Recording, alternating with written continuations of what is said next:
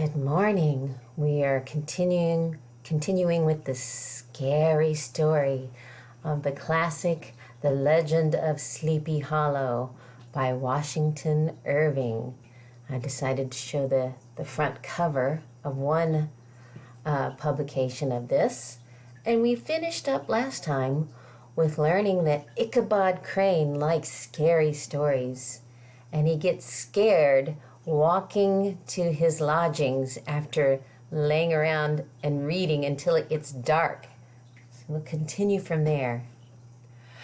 Another of his sources of fearful pleasure was to pass long winter evenings with the old Dutch wives as they sat spinning by the fire with a row of apples roasting and spluttering along the hearth, and listen to their marvelous tales of ghosts and goblins and haunted fields and haunted brooks and haunted bridges and haunted houses, and particularly the headless horseman, or galloping Hessians of the Hollow, as they sometimes called him.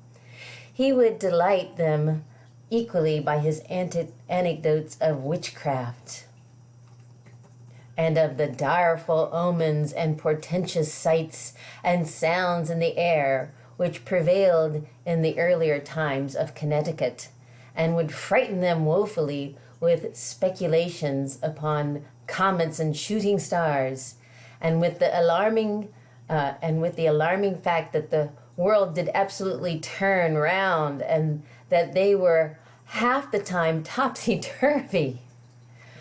Let's see if there are some other interesting pictures that we can go along. There he is walking home quickly because he's scared. There he's telling stories.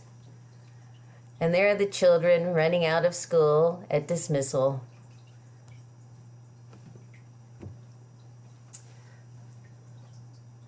Let's see, where was I? Half the time topsy-turvy.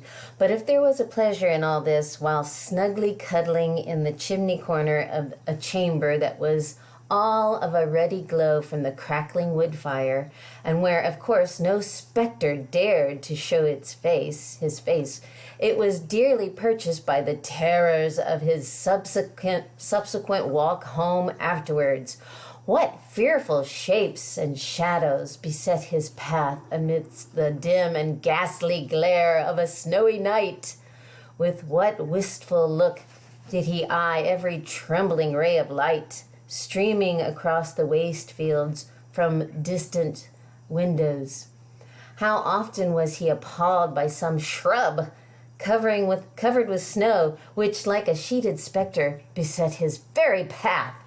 How often did he shrink with curdling awe at the sound of his own steps on the frosty crust beneath his feet, and dread to look over his shoulder, lest he should behold some uncouth being tramping close behind him.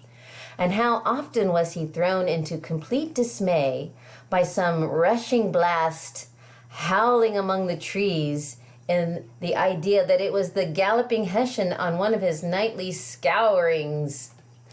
So, with all that scariness, it was a mixed pleasure. Sometimes he loved it, and then when he was walking home, he was so scared.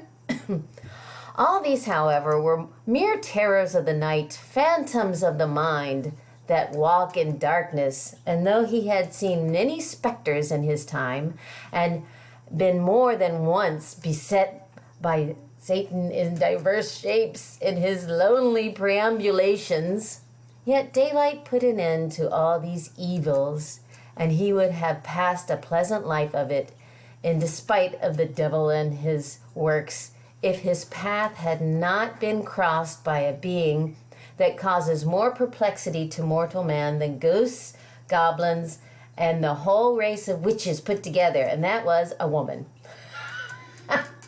Among the musical disciples who assembled one evening in each week to receive his instructions in psalmody was Katrina Van Tassel. Here she is. the daughter and only child of a substantial Dutch farmer. She was a blooming lass of fresh 18, plump as a partridge, ripe and melting and rosy-cheeked as one of her father's peaches, and universally famed not merely for her beauty, but her vast expectations. She was withal a little of a coquette, and might be perceived even in her dress, which was a mixture of ancient and modern fashions, as most suited to set off her charms.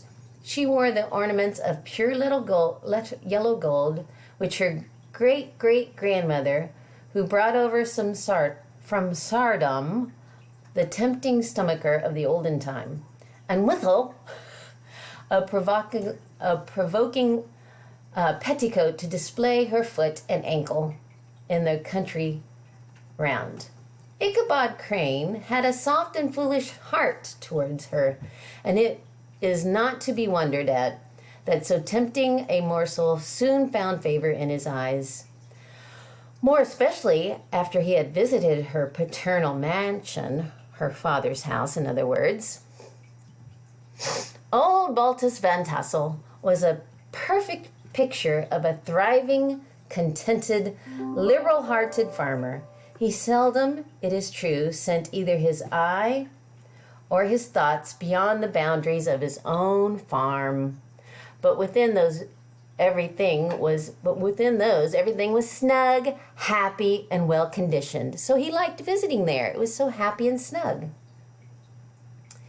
He was satisfied with his wealth, but not proud of it, and piqued himself upon the hearty abundance rather than the style in which he lived. His stronghold was situated on the banks of the Hudson, in one of those green, sheltered, fertile nooks in which the Dutch farmers are so fond of nestling. A great elm tree spread its broad branches over it, at the foot of which bubbled up a spring of the softest and sweetest water in a little well, formed of a barrel, and then stole sparkling away through the grass to a neighboring brook. Oh, it sounds so nice. That bubbled along among alders and dwarf willows. Hard by the farmhouse was a vast barn that might be served for a church, every window and crevice of which seemed bursting forth with its treasures of the farm. The flail was busily resounding within from morning to night. Swallows and martins, different kinds of birds, skimmed twittering about the eaves, and rows of pigeons, some with one eye turned up as if watching the weather, some with their heads under their wings or burrowed in their bosoms, and others swelling and cooing and bowing about their dames, were enjoying the sunshine on the roof. So the birds liked the barn there. Sleek, unwieldy porkers were grunting in the repose and abundance of their pens, whence sallied forth now and then troops of pigs as if to snuff the air. A stately squadron of snowy geese were riding in an adjoining pond, convoying whole fleets of ducks. Regiments of turkeys were gobbling through the farmyard, and guinea fowls fretting about it like ill-tempered housewives with their peevish, discontented cry. Before the barn door strutted the gallant rooster with pattern of a husband, a warrior, and a fine gentleman, clapping his burnished wings and crowing in the pride and gladness of his heart, sometimes tearing up the earth with his feet, then generously calling his ever-hungry family of wives, the chickens, and children to enjoy the rich morsel which he had discovered. So, we have a great description of his favorite home to visit, even though he gets scared walking after reading his stories. Until next time, we'll see what happens to Ichabod Crane after this pleasant description of the home he likes to visit.